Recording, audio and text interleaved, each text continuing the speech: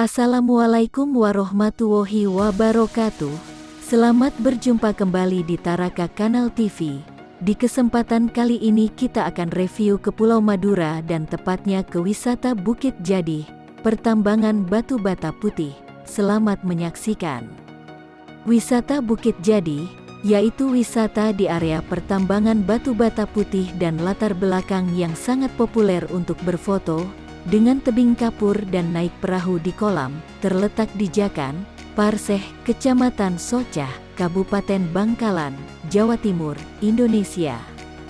Bukit Jadih ini disebut-sebut mirip dengan Kapadokia, sebuah kawasan wisata populer di Turki.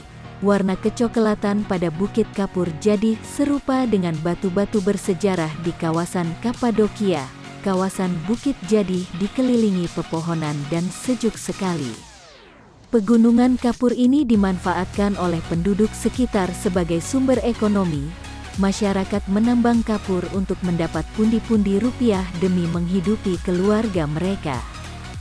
Di kawasan Bukit Jadih ada sebuah kolam renang bernama Goa Pote. Kolam ini berada di sebelah utara Bukit Jadih. Uniknya, kolam ini terbentuk secara alami. Goa Pote berada di tengah-tengah bukit kapur yang mengelilinginya.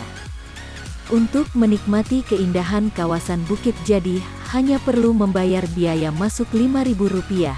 Biaya ini sudah termasuk biaya masuk ke kolam renang Goa Pote.